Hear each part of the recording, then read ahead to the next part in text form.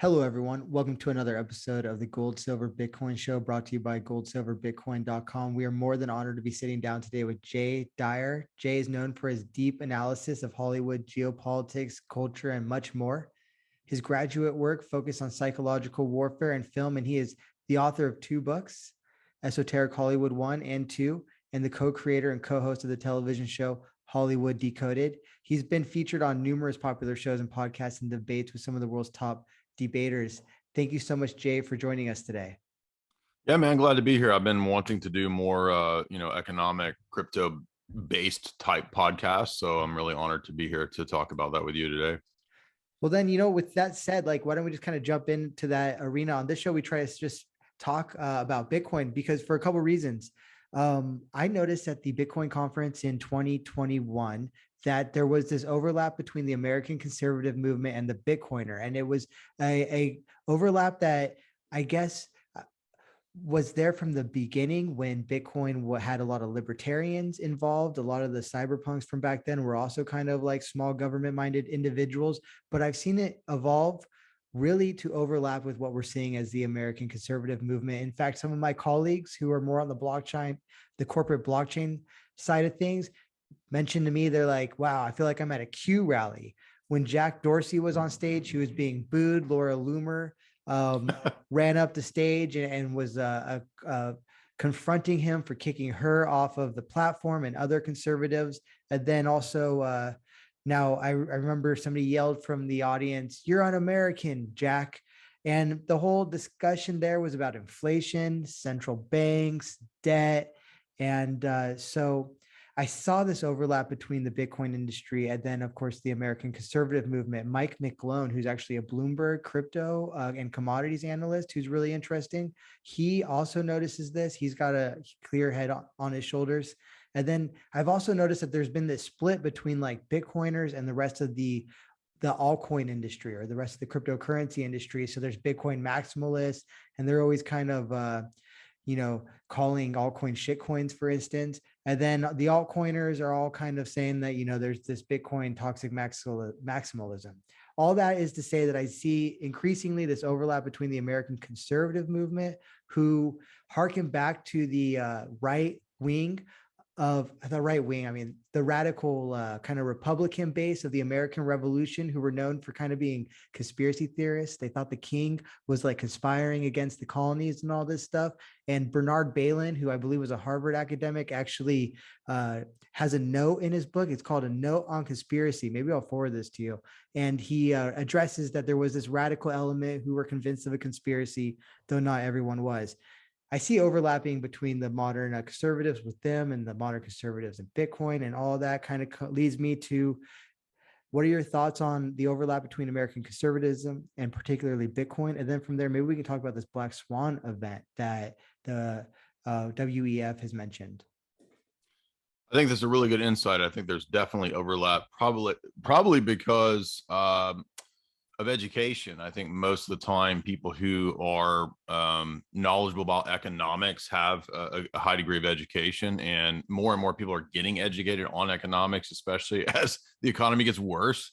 They want to figure out, like, why is everything costing so much more now? Why is there super duper inflation, when I go to buy eggs or whatever. So I think that there's a confluence of things happening. The idea of the debt-based fiat system being a trap, being a scam, definitely, overlapped with the so-called conspiracy world, which is really just the reality world. I mean, it's not even conspiracies. It's people who were looking at what's really going on behind the scene, learning about the Federal Reserve. So I think that, the Ron Paul era, which I was really involved in, both the Ron and Rand Paul, campaigns, and trying to, help out with that back in, the 2007, 8, 9, 10 era. That was a period when a lot of people were getting educated in the libertarian and conservative libertarian camps on economics. And I saw, I remember that time when, Ron Paul would have rallies where he could fill entire stadiums, and he was really calling out the Federal Reserve. And so, Rand, I remember he based his whole campaign in 2012 or something, I think, on the problems with the IRS, the problems with taxation, the problems with ultimately the Federal Reserve. And it was just really unheard of at that time, even though, there have been a lot of, Barry Goldwater types who've been talking about the Federal Reserve for a long time. And it just was a perfect confluence, because as we started seeing deplatforming, as we started seeing people noticing what I think last year there was a 10 to 20% loss in the purchasing power of the dollar within a year. So people were really starting to say, wait a minute, like, we've got to have alternative systems, both in terms of media, in terms of how we get our information out, in terms of social media, in terms of video platforms. And so obviously, to money, we need other ways to, conduct economic transactions, to share ideas and value that cannot be destroyed, that cannot be easily, gotten rid of, cannot be deleted, censored. So the parallels became natural, as you said, between increased education on money, monetary policy, how everything's a scam when it comes to the Fed, it's private banks ripping off everybody in terms of generational wealth through inflation. And then at the same time, we have, as you said, this sort of amazing invention that comes about with Bitcoin, where you have this really ideal money system. I always call it like an ideal or a Neoplatonic type of money system, because that's what it is. It's the hardest, best way to do money, hardest asset. Gold and silver obviously are next to that, but it's the ideal. And so I think so many people being forced to come to grips with reality when it comes to the Great Reset, when it comes to what's been happening in the last 2 years, also forced people into reality when it came to how they're going to manage their personal finances, their investments, and all this stuff. And so that it was just a perfect confluence of all these things at once. Can you comment more on Bitcoin as the quote perfect money, as some have said, like Max Kaiser, for instance, and define like Neoplatonic, I guess, some more? Well, that was just kind of my own thought process on it, because like in philosophy, because I'm a philosopher, I'm not really trained. I do have one published paper in economics and social theory, but most of my work has really been in terms of philosophy and history, geopolitics. But one thing that I did was I got inadvertently into studying monetary policy and money through reading geopolitics, because I started learning about the Federal Reserve, and I started, reading Quigley's Strategy and Hope, which basically admits everything that people have been so-called conspiracy theorizing about the Fed. It's all in that gigantic geopolitical tome, which is basically trying to defend the actions of a debt-based monetary system. And he even begins the book by saying this really has its origins in the gold promissory note system, in basically going back to Renaissance medieval Europe, where they started separating the currency from what was the paper currency from the actual held value of gold or whatever. And that allowed the banking elite to sort of run up these debts, and they could then buy up assets on the cheap. So it's a pretty simple and yet at the same time complex scam that they run over and over and over. And so from a philosophical perspective, I was able to look at that and say, well, in philosophy, we have the idea of systems or systems analysis, or things that operate in the kind of objective way, that are just totally math-based, totally fact-based, totally objective. And so what you would want to shoot for in that type of a system, whether it's a system related to engineering or a system that relates to a worldview, actually worldviews operate in the same way. Our belief systems operate in a systemic way. And then, basically, computers operate in the same way of systems. So everything that we do, even the household, like a household, mom, dad, kids, it operates as a kind of a system. So when we understand systems and how they work from a philosophical perspective, I know probably a lot of the listeners or watchers are familiar with Michael Saylor, the way he describes things in terms of engineering, and how Bitcoin is this amazing engineering feat. My analysis is more philosophical, so I can look at it from the vantage point of like philosophical systems, and the ultimate idealist system is Plato. And so I'm not advocating everything Plato said. He was actually a statist and very problematic in his worldview. But one thing that he did have a conception of was objectivity, the importance of mathematics, and if you could make mathematics and objectivity kind of the ultimate ledger or the ultimate decider of monetary policy, then you could have what would be at least the closest approximation of an ideal system. And that's what we have with a Bitcoin type of system, is that approximation of an objective mathematical based ideal. And the more it's based on that, the less it can be potentially manipulated by human beings. So no system is perfect, obviously, in this world. So I'm not saying that, oh, it's the, you know, like the salvation of everybody. I'm not a religious.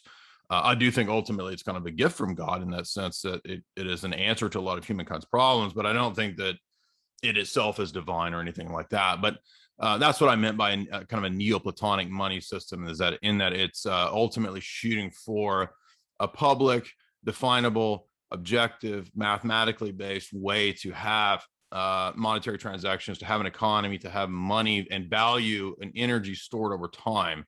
And there's nothing like that, really. There's not anything in history. I mean, you could approximate it to things like gold, but in ways, Bitcoin is even superior to that. So I came to economics through history, and I studied history in college. Then pretty much right after college, the first thing I did was start getting into economics. I thought that might help me make money in the long run. I've learned since then that it's best just to follow your passion and be really passionate about it and consistent with it. But that aside, I just started studying economics, and then of course economic history, particularly in the context of the 20th century. In college, my focus was on places like the Soviet Union, where their shortage was something that was quite common. Another focus of mine was on Nazi Germany, learned a lot about the German Democratic Republic thereafter, and of course the Weimar Republic. And in the Weimar Republic, of course, there's these stories of people going to restaurants and the price of the items on the menus changing during the course of their meal, or they would rather actually pay before they ate to make sure that didn't happen. And there's stories and I guess probably photos, if I'm not mistaken, of people wheelbarrowing money around. And so I began learning about the World Bank and the International Monetary Fund and their role in world affairs in the post-World War II period. I think a lot of most of their funding came from the US taxpayer. And their policy was to only give loans to countries throughout the world in exchange for not only is it there that debt, but there's this austerity measures and quote economic medicine that those leaders must impose. And then there's a long standing critique that money essentially just goes to the plutocrats of each individual country.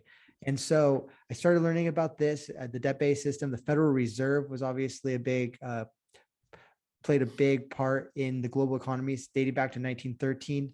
And then there was, of course, some other big events in the U.S. history. I think in 1933, gold confiscation comes to mind. So gold was confiscated, but not everyone turned the gold in. And then in 1964, Lyndon B. Johnson says, don't worry, this isn't going to change anything, but we're going to take all the silver out of the coinage and we're going to put it nickel and zinc and copper in it. Debasing the currency, yeah. So we're going to debase the currency completely to zero, which is quite a radical step, by the way. Yeah.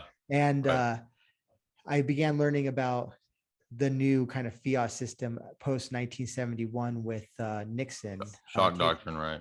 Taking the US off the gold standard. So now Bitcoin is almost a direct statement, I would say, a philosophical statement, if you will, against the system that we've seen unfold, especially post 2008 when there was the bailouts and the money printing. Of course, as Henry Hazlitt wrote in Economics in One Lesson, that inflation or money printing causes reckless spending and it leads inevitably to fascism or communism. And that is essentially the path that we've seen.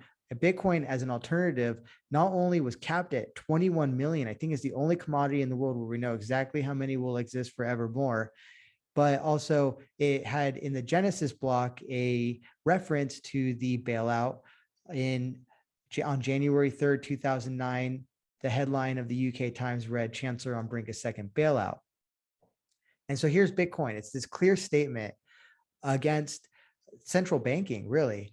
And now we see that the libertarians adopted it in some way, the cyberpunks adopted it in some way. A lot of other kind of countercultural movements also did adopt it. I remember on Bitcoin Talk, there was debates, is Bitcoin like a communist organism or technology? And so a lot of countercultural people were rallying behind it. But I think it was in the US, it was really driven by the libertarian movement. Whenever you went, it was all like small government minded individuals for the most part. that evolved in 2015 when I think blockchain was co-opted by corporate America, and they started calling distributed ledgers blockchains. And they said, hey, we're going to turn the world into a blockchain. They're really just talking about distributed ledgers. At that point, by 2016, 2017, I was like, man, there's a lot of democratic socialists running around this industry now. But so we see this strain from the libertarian movement, the Bitcoiners, the statement on the inflationary policies of central banks. And then, of course, the very kind of, the reference to central bank policy and the Genesis block. So in so many ways, it really is a commentary on the nature of our political systems, our financial systems, et cetera. And to see how it, from that kernel with kind of this libertarian movement to becoming pop culture in rap songs, in TV shows, in movies, has been quite a sight to behold. It's like, I can't think of any other moment in history where something like this has happened. I guess you could argue the revolutions are those, like the American Revolution comes to mind. However, on the front of just finance, there have been private monies, but nothing that has disrupted things like this in such a short amount of time. Bernard von Notehouse comes to mind. I think shortly after the release of Bitcoin, Bernard von Notehouse started creating Liberty dollars out of silver coins. They were being minted in North Idaho by Sunshine Mint, and the feds raided the mint. They arrested Bernard von Notehouse and said that he was basically counterfeiting U.S. currency. Well, how far have we come in the last 10 years on the back of Bitcoin, really? Oh, absolutely. Yeah, I wasn't trying to cut you off. I just agree. I mean, I remember too when that happened, because that was around the time I first bought some gold or silver. It was probably around 2008 or 9. So I was following that kind of stuff relatively close, and I remember that story. And I remember thinking, and I think maybe I was a little, for many years, initially suspicious of Bitcoin because I was so kind of mired in the conspiracy world that I was overly negative in my appraisal of everything. And I remember thinking, well, if they rate a guy for that, like, they're not going to allow Bitcoin, right? I mean, if Bitcoin is what it says it is, they're going to shut that down. And I think they intended and tried, for a long time to really shut down Bitcoin. They didn't want it to be what it could become and what it is becoming. We've seen actually Bill Gates, Hillary Clinton, within the last couple of weeks have come out and said, we got to get rid of this Bitcoin. Crypto needs to go away. Hillary is on to the fact that cryptocurrency, especially Bitcoin, is a threat to the traditional banking model. And they're calling it, terrorism and all this nonsense. But the reality is that they're the central bank terrorists, right? They're the ones that are terrorizing the economy and have been for a long time. And a lot of those people are boomer tier, they're boomer era, which means that they don't realize that people can, within 5 to 10 minutes, figure out that the monetary system for centuries is a scam. And it's that this is people aren't ready to grapple with that reality that for whatever reason, especially people, I have a lot of my audience is a lot of people probably 25 and younger. They're a lot more hip to being able to figure those things out a lot quicker. So I think that, again, we're kind of at this point where the wave has sort of crested and tipped over to where I don't think that we're going to see a real shutting down of Bitcoin or any of the stuff that they were threatening in the FUD, 10 years ago, 8 years ago, because I think it's really proven itself. And I think that you're right about when we think about the projects that, for example, Klaus, the World Economic Forum, projects that he recommends and the blockchain that he recommends in his books, it's an alternate version where we need to be on the centrally controlled things. And the irony is, of course, that the original idea here is to not have a centrally controlled mechanism, but to have it decentralized. And so I think most of those projects and blockchain technologies that Klaus and the World Economic Forum want everybody shifted over to are the ones that are going to be the most threatening. And so that's why I think it's central to conservative minded people or people who might be deplatformed to begin to think about the alternate ways. I mean, we should have already been thinking, we should have been on the top of this a long time. I kicked myself for not, getting into this stuff earlier. I got into it in 2017. I heard about it in 2012, right? And I thought, oh, it can't be that. But the sooner the better. So, the future that we're going into, I read a good article, I think about 6 months ago. I don't remember what website it was on, but it was basically arguing that Bitcoin and cryptos might actually be a great hedge for going into a great reset, because the great reset is going to be kind of a global economic attack. I made a lot of videos last year talking about how I think this is really largely, I mean, it's a lot of things. It's a move towards global government and all that, but it's also an economic attack to centralize wealth, decentralize control. And so it would be wise for people who want to hedge and to fight against that to go for the systems and the types of things that fight against that. And like you said, it's a philosophical announcement, especially, Bitcoin against that central banking model. That's precisely what conservatives need to wake up to. What are the implications for Bitcoin of the Great Reset? And perhaps even what is your view of the Great Reset generally? I know you've probably hashed that over many times. Yeah, I've done a lot of podcasts and shows on that in the last couple of years. So we did several. We read and analyzed several of Klaus's books, several of the white papers that dealt with the Great Reset. And I think that it's part of a long-term technocratic plan that's been there for 100 years. When people hear technocracy, that's probably what might get some people nervous about things like Bitcoin or cryptocurrencies. But I think that there's phases and layers of education that we have to go through. And so it's not that any of these technologies are inherently bad. It's that they can be misused. So the problem is not blockchain. The problem is not the internet. The problem is not e-money, e-cash, or any of this stuff, because we already use this, right? I mean, we already use the internet. Our banking is already more or less electronic when we're using apps to, transfer money already just from our fiat bank accounts. So none of those things is inherently the problem. The problem is, as you know, when we have shadowy, central, private, unaccountable, individuals who can manipulate the currency basically at will. I just covered a white paper that was kind of in the domain of, I guess you could say, conspiracy for a long time, but I think really we've seen vindication of what was written in this white paper in 1979, that it's a real document. It's called The Silent Weapons for Quiet Wars. And that document is about 100 pages, but it covers different ways that the society can be manipulated through economic warfare. And it actually says in the document that what people aren't going to understand is that the economy itself, the U.S. economy itself, is a weapon. And it's a weapon that targets and attacks the society, not necessarily just at one point, but over time, to rob people of their wealth through inflation. Basically, it puts people into a black hole where you run the hamster wheel that powers the black hole. And the black hole just always sucks away your value and your wealth over time. And you're the one powering the black hole because you keep investing in the system. And that was the sort of amazing thing that I'd never really thought about. I knew about, IMF and all that, World Bank and Bank for International Settlements, because Quigley covers that really in depth. And he talks about how it's kind of a control mechanism. And so we really have to understand that first. And like you said, Bitcoin is a philosophical statement against that. And so it's really just, that's why it's a great hedge against, because it represents everything that is what the Great Reset is not.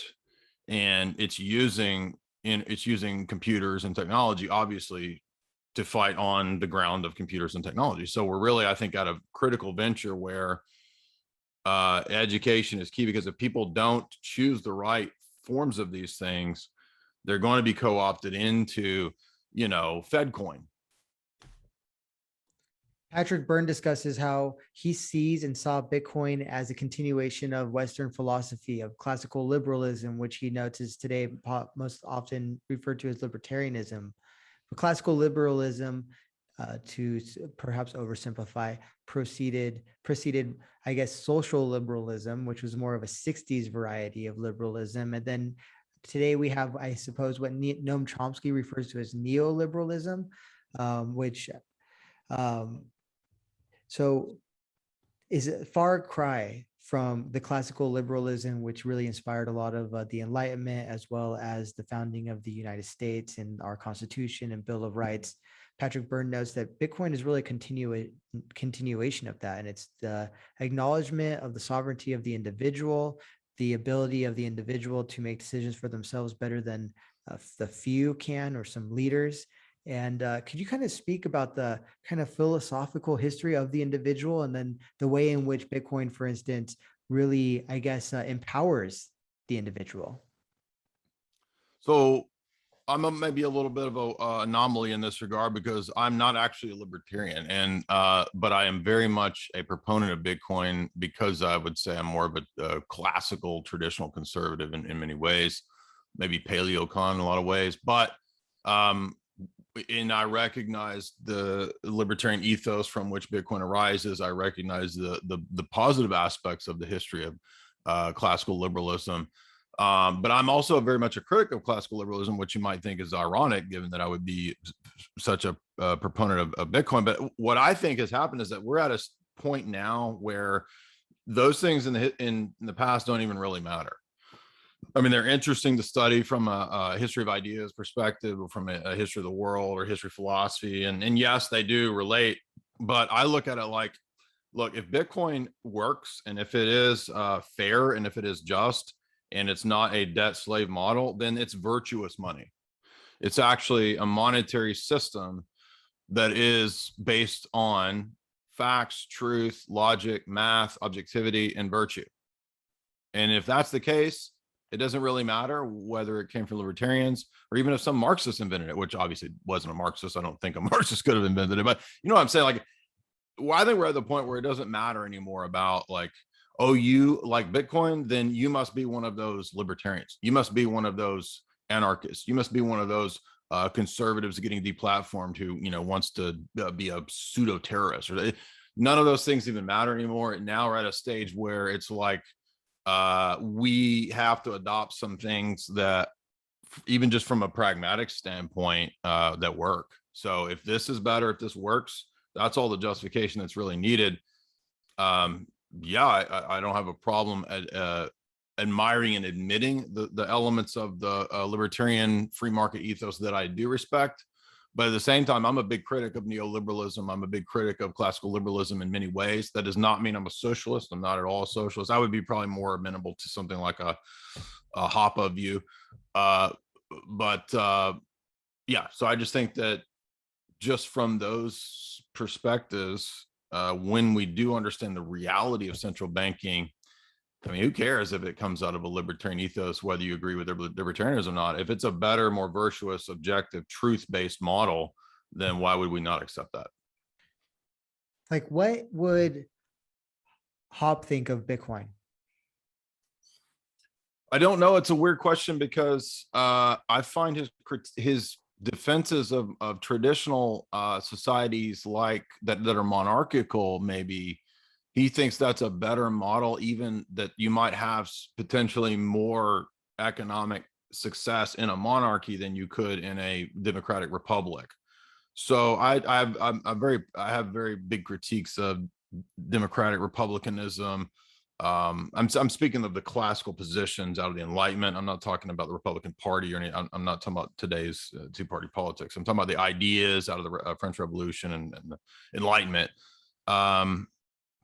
So I would say, I guess if he had the belief that a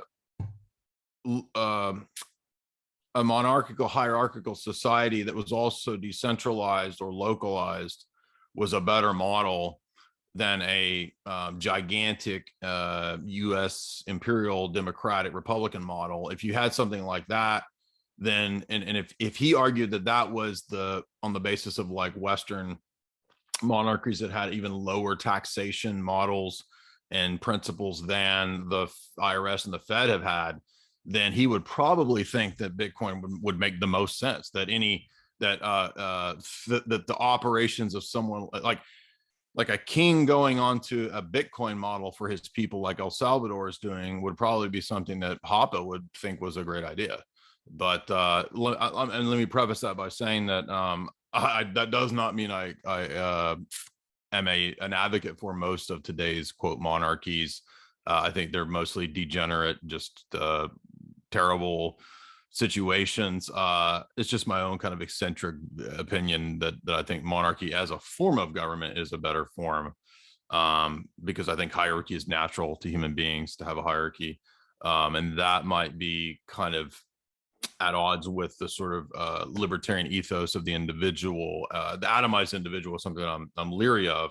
But I think, again, we're at a weird situation where the world is in such a bizarre place that these idealistic disputes don't matter as much anymore. And now we're a situation where we've got to make the right decisions based on pragmatic things. And so what's our best options for economic theory? It's going to be a model like Bitcoin that's hard, that's not inflatable, that's objective, math-based.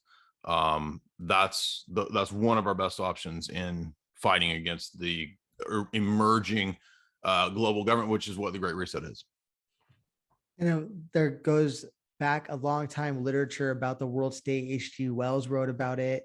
Yep. It's not, there is a genre of literature written by, in many cases, influential individuals throughout the last, especially 100 years, 150 years, maybe further back, but there's no shortage of it between that time range, which essentially posits this stuff. And for anybody who wants to think critically can't just be dispelled by as a bunch of loonies on the internet who are saying this stuff. That's not what this is, obviously. Now, libertarianism aside, I'm curious, like, what's the individual's role been in history, and like, how is Bitcoin a continuation of that, if it is at all, in your opinion? Well, there is some truth to the fact that individuals can be the driving impetus of a new paradigm or a new idea, or sure. But I also believe that it doesn't happen just on the basis of a sort of Ayn Randian kind of, John Galt figure. I think there's also, we are beings that are also parts of classes of things, whether we like it or not. So for example, as an individual, I do have an individual existence, but I don't have that existence apart from my connection to other groups. And that doesn't necessitate that group or class relations, which I believe are actually ontological metaphysical realities. It doesn't necessitate that I be oppressed by them, or that I'm necessarily confined by them. Think, for example, about gender. I mean, I believe gender is connected directly to our biology. But if I was a radical individualist, I might conclude that I am being oppressed, and that's what we hear a lot from the left, is the narrative that any sort of objective reality and classification that that sort of binds us or restricts us is inherently oppressive. And so therefore they must punish anyone who restricts them in any way. But I think that some restrictions are real, they're natural, they're metaphysical, they're ontological, they have an objective reality to them. So I'm just saying it's a little, for me, it's more nuanced from a philosophical perspective to realize that it's not, in my view, like the struggle of history is not the individual against the state, or the individual against the collective. There are cases of that, but I think that's an oversimplification of how the world is and how we operate in the world. But yes, there have certainly been many outstanding geniuses who have, propelled society, and I would definitely class, Bitcoin as one of those amazing inventions that potentially could change the world. Probably comparable to the internet. I mean, you could say, well, what's it comparable to? Probably to the way that the internet has changed the world. You guys could debate whether it was for the good or for evil, for the better or for the worse. But ultimately, then if we get these kinds of amazing additional inventions like Bitcoin, then maybe the internet can be a great thing. It's really up to us what we do with it. We're either going to use these technologies for enslavement, we're going to use these technologies for virtue and for good. What do we make of Klaus's cyber pandemic, and what are the implications for our infrastructure generally, which would include the internet and Bitcoin? Yeah, I went and I watched and read the paper, his white paper on that. I had a couple notes on that, if I could remember what all. It's actually not that long. It's only about a 20-page thing if you read it, but just to be accurate, I was going to try to find my notes here. Yeah, go ahead, take a look. And for those that don't know, Klaus Schwab leads the World Economic Forum. It's, I guess, based in Davos, if I'm not mistaken, and entails a lot of the Fortune, top Fortune, say 10, 100 companies on the planet. They have published stuff like Own Nothing, Be Happy, which elevates the sharing economy in a context that perhaps is not what you might think of in terms of a sharing economy. Here it is. Yeah, More like I guess, a public utilitarian economy probably seems to be more that's a like good way to put it. Yeah. The feeling. So go ahead. So Klaus Schwab, he talks about a cyber pandemic that we're gonna have like essentially at least internet wide or even infrastructure wide power or outages. Yeah, he calls it a digital pandemic. And the idea here is that they would run these drills of red team versus blue team, red team being the attack team, blue team being the defense. And it would be attacks on certain areas of society and of the economy, and see what would happen in these attacks and how well they could defend against it. And this was part of a Rockefeller plan as well. It is it included partners such as IBM and ICANN, which was what Obama had handed over to the UN, basically, I guess, the control of like the domain names and that kind of stuff. And the idea was that this would create an entire world changing event. So the world would never be the same, according to page 21, after this, what they called a cyber version of the CUFID, so to speak, right? So this would lead to a new implementation rollout of AI. AI would then be rolled out as supposedly the answer to this, pandemic, this collapse.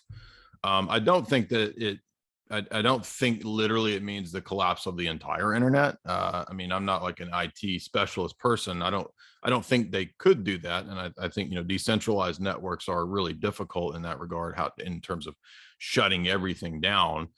But the end result is that 5G and the rollout of 5G would be key to the new internet, as you said, which would be related to the Internet of Things.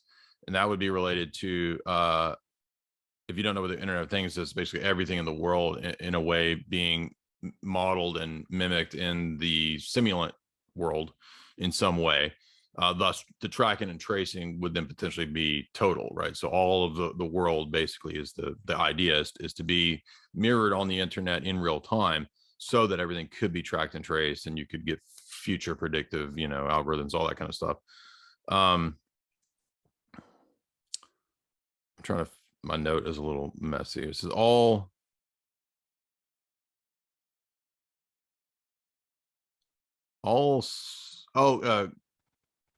global nation states that the globe will adopt this new model, they're saying.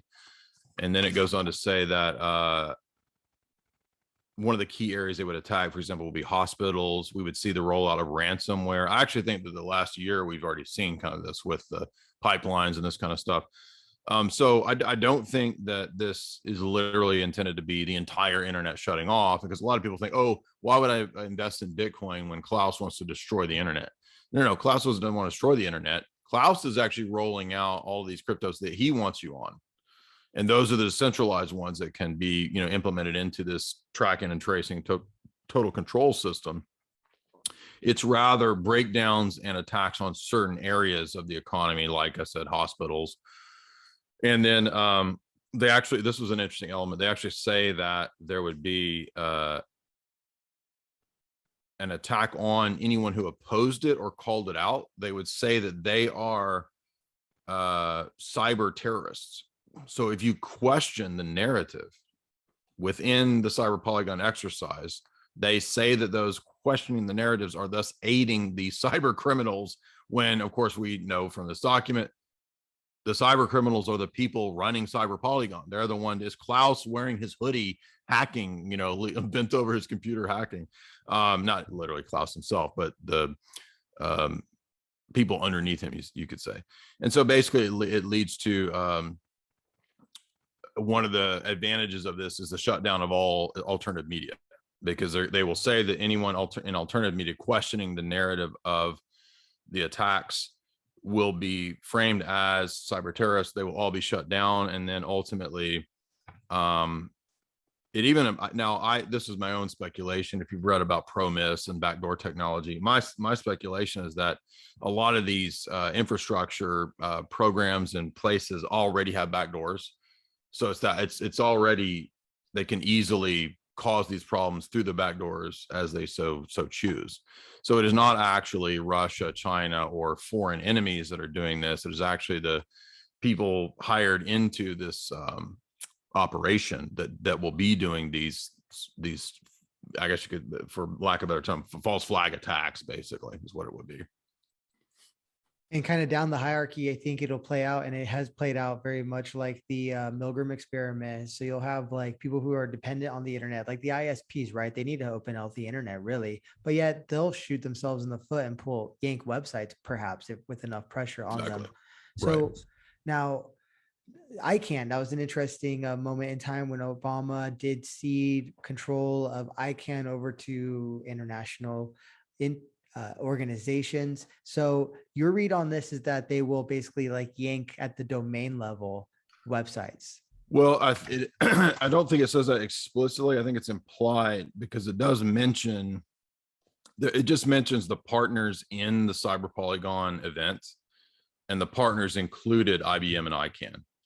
So they, at some level, will be involved or are aware of this exercise. And the reason we pay attention to the exercise is just like when it came to the 2020 events, we had multiple previous exercises that matched in many ways perfectly with what happened in 2020, and even now with the SPARS document. But we had Claydex, we had Dark Winter, we have Crimson Contagion, we have SPARS, we have Event 201. And so those were all exercises and plans that really sort of set the stage for what happened in 2020, 2021. And so that's why when we pay attention to something like Cyber Polygon, we're watching, because we think that that's a potential card they could play in the future.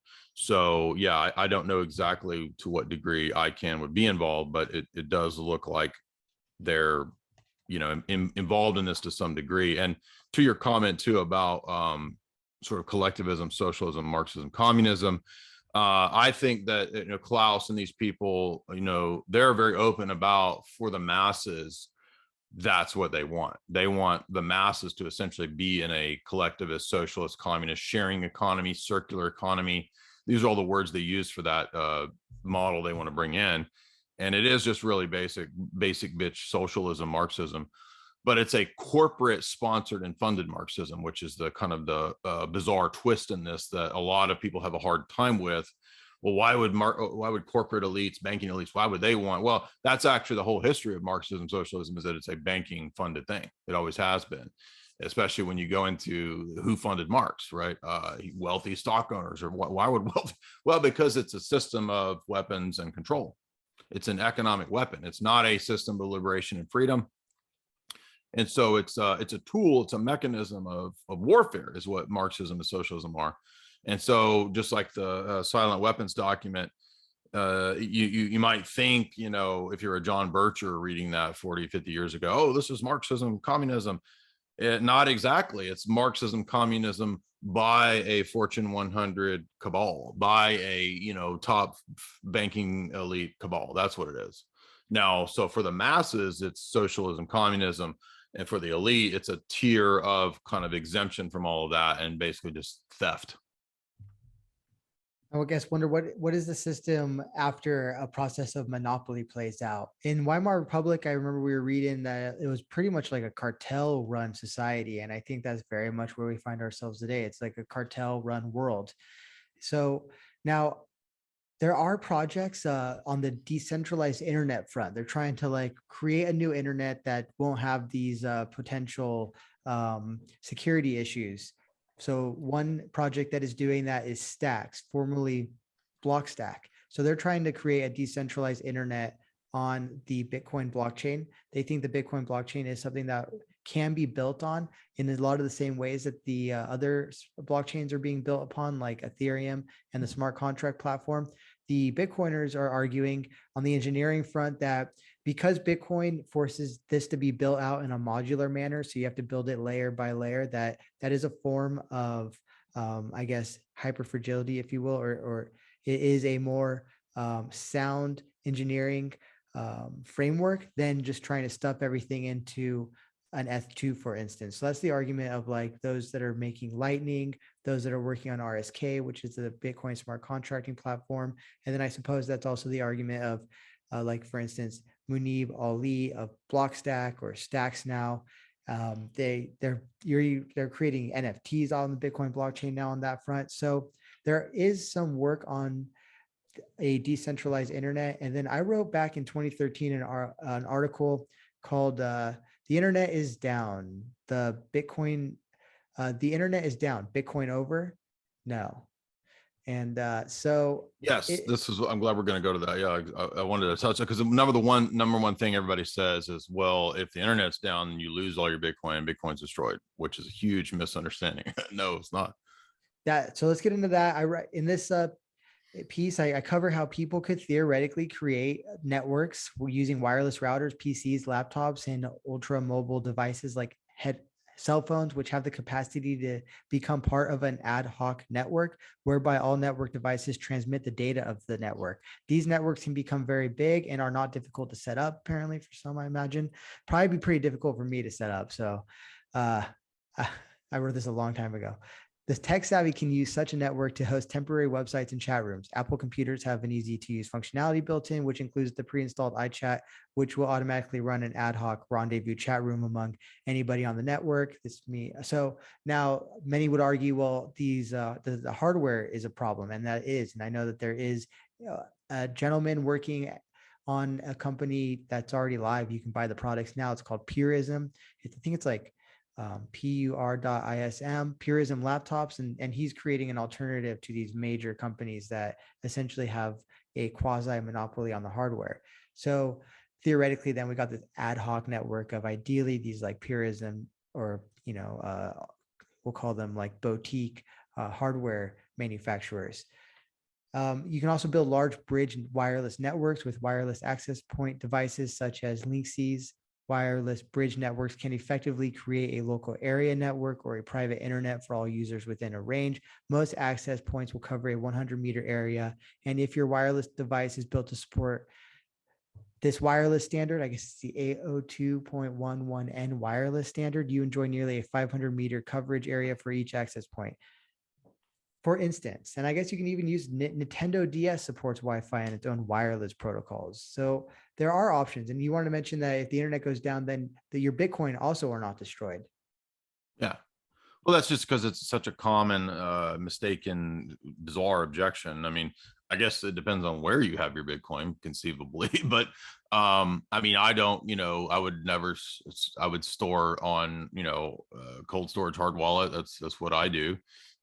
So, unless the device is destroyed or hacked, I mean, no, you're not going to lose your Bitcoin. And, and I'm not an IT tech person, but, my basic understanding of the network is that, the Bitcoin network is distributed amongst 10,000 different nodes. Some of those nodes are housed the public ledger. So unless every node is destroyed like that, which is very unrealistic, very unlikely.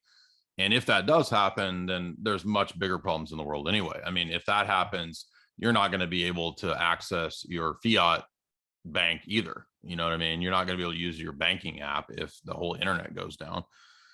So, yes, in that case, gold or silver, if there was a terrible event like that, those would be the most logical means to go to next. So, that's why I don't believe in only having one thing. I don't know why people think that you can't have Bitcoin and gold and silver. That's another mistake that people make, is like if you say that Bitcoin is even, in my view, it is a superior way of doing things than even gold. That doesn't mean gold's bad.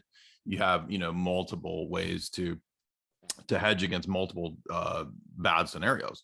So yeah, if things get really bad, then yeah, we would want to have gold and silver. We want to have assets. We want to have things that are not even necessarily connected to the internet or related to the internet. But that's a very unlikely scenario that the whole internet goes away or that all the blockchain computers are destroyed. It's just very unlikely. So yeah, I don't think we have to worry about that. And in regard to that, it just matters where people are storing their Bitcoin, which you know, I would definitely say, you know, use a hard wallet in that regard.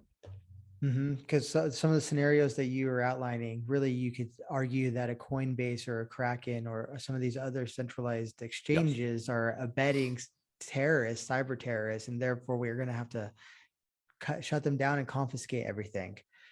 So now, what gave you confidence that Bitcoin is a product of the free market or of just spontaneous order or of a God-given gift, as opposed to like a honeypot or a intelligence operation? Of course, there's stories of Gavin Andreessen, an early Bitcoin developer, visiting the CIA to explain to them what Bitcoin was all about. Shortly thereafter, Satoshi leaves the project.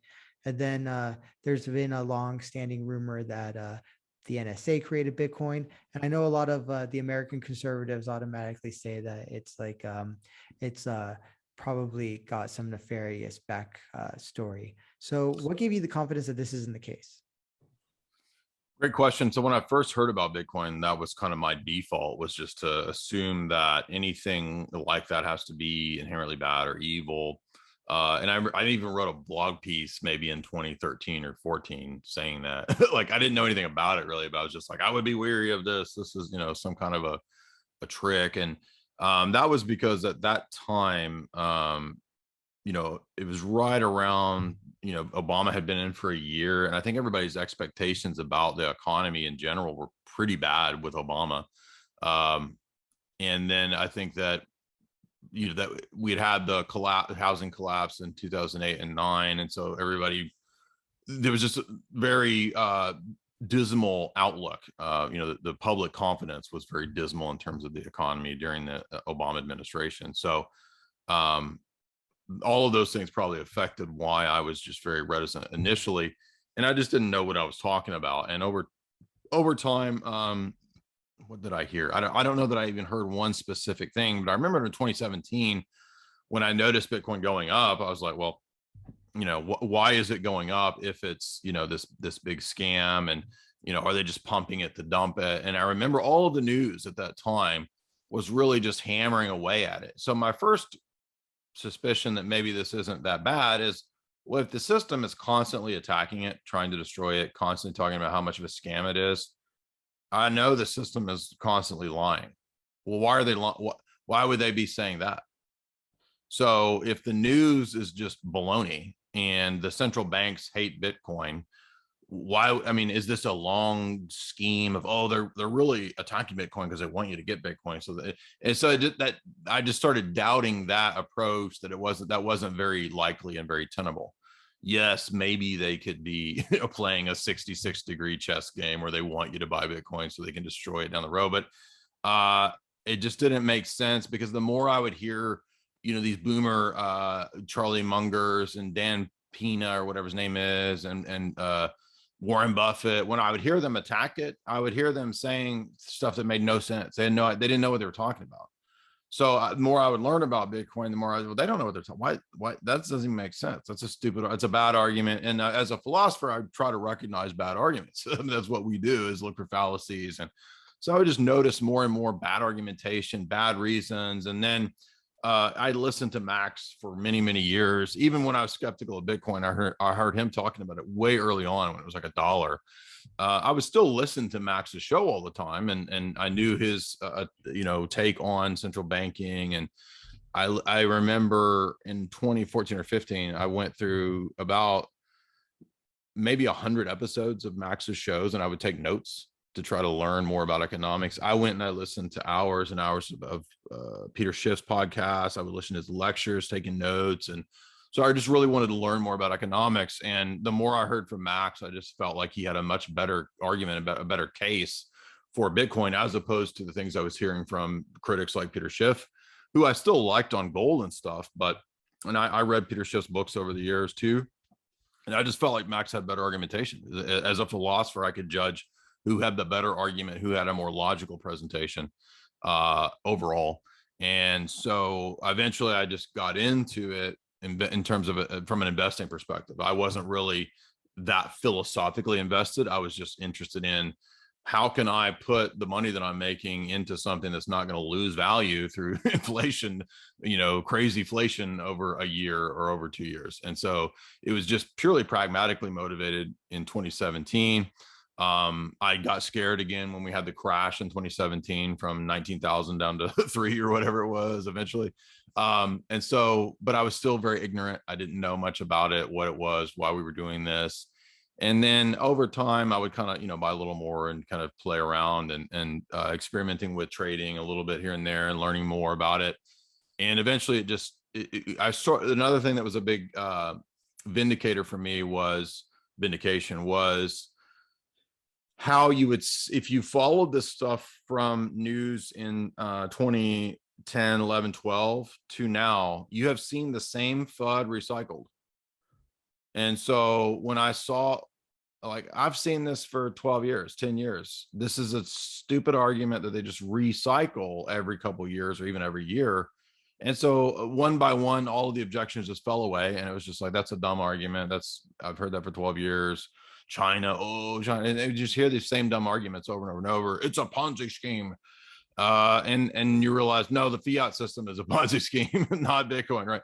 So over and over and over, the objections just fell away.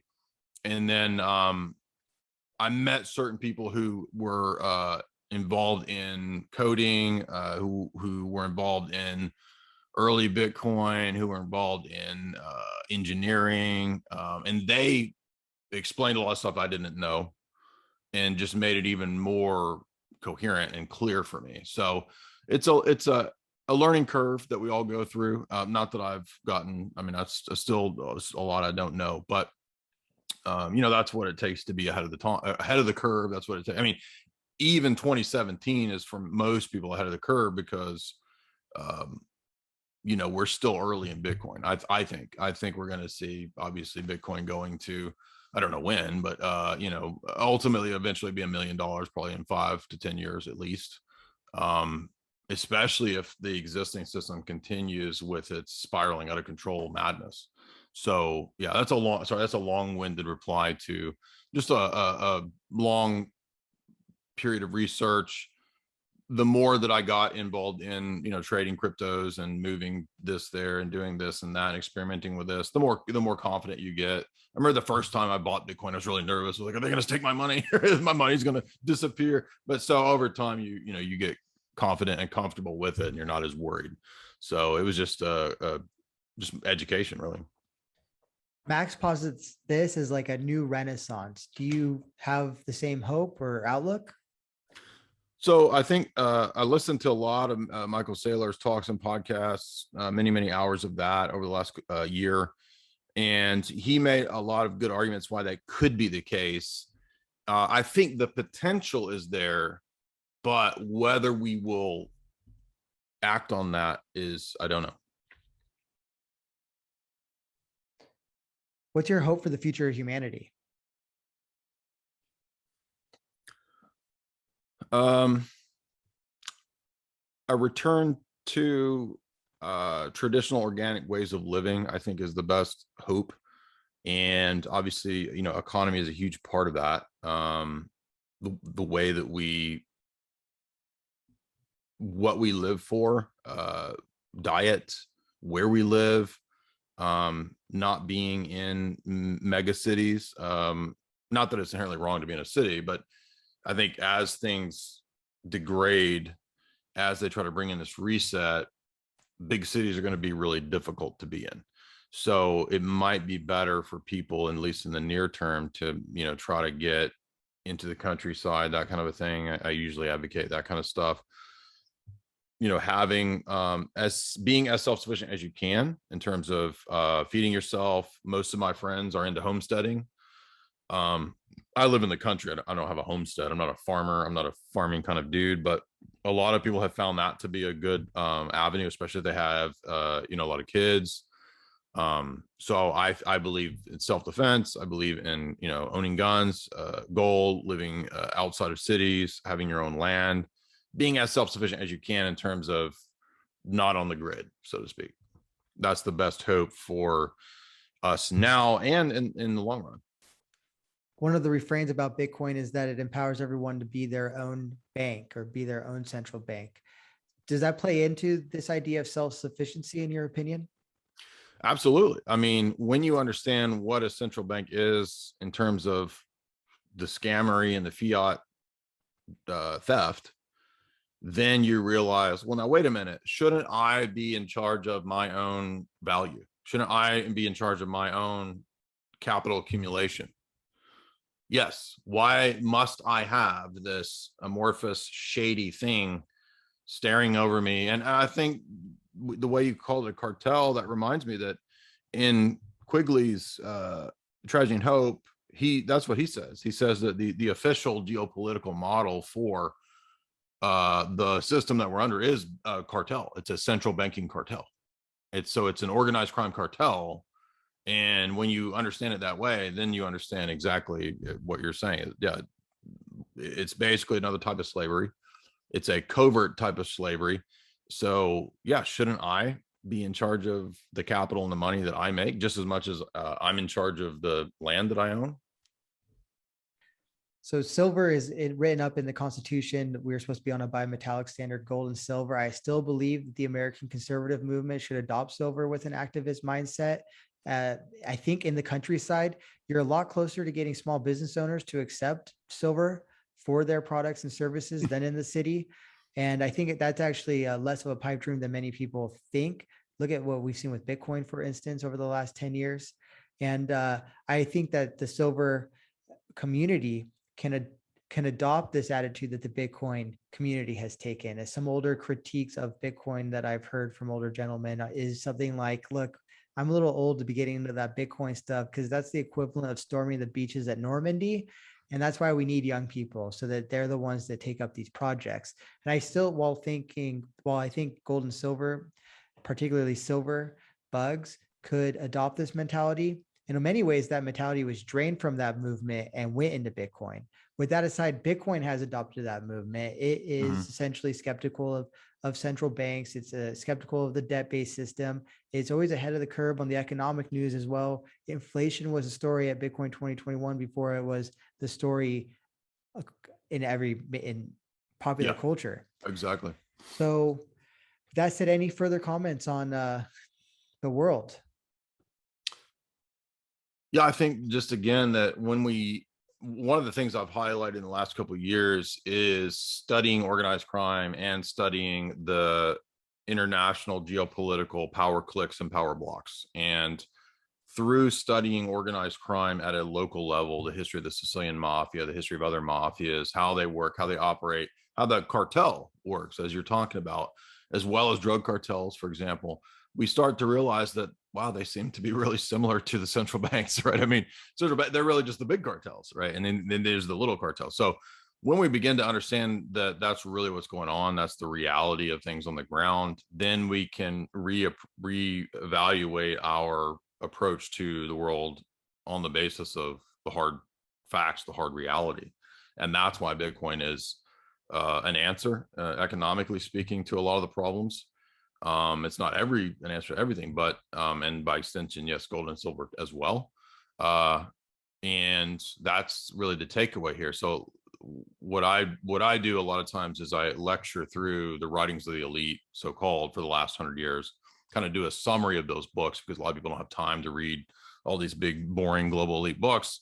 And what you start to realize when you've read 50, 60 of these is that's really what's going on. It's cartels running things, keeping people in the dark, tricking people, using all the scams at their disposal to steal your value and your energy over time. That's it. That's how it works. That's how the system works. So educating people, getting people to make the right decisions, getting people to, one thing I didn't grow up with that Bitcoin and gold and silver taught me was saving, because they don't incentivize saving when you have what do banks give you, like negative interest rate, or like you get like a 2%, say, I don't know, 0.5, I don't know what it is, but it's not even worth, and that's on purpose.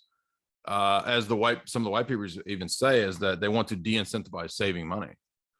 And one of the things that you mentioned, H.G. Wells and like the socialist technocrats from 100 years ago, they discussed that when they roll out the universal basic income, one of the tricks it would be to have the UBI that you get, it goes away after a week.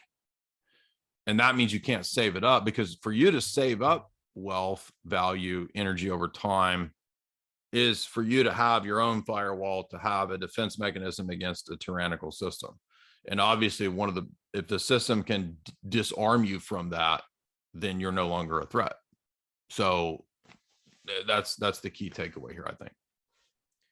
We've had the honor and privilege of sitting down today with Jay Dyer of Jaysanalysis.com. You can also find him on YouTube at Jay Dyer. Is there anywhere else people can find you, Jay? All the other ones just under my name. And then, yeah, you can find me also on Rockfin. Rockfin is a really awesome free speech based platform. So a lot of my content, a lot of exclusive stuff is over there on Rockfin. It's free to sign up. And then there's, it's kind of like Netflix, where if you pay, you get access to all the creators, paywall content. And then I also host the 4th hour of the ALEXJONES show. Thank you so much for joining us today. Absolutely. Thank you. And thank you everyone for listening.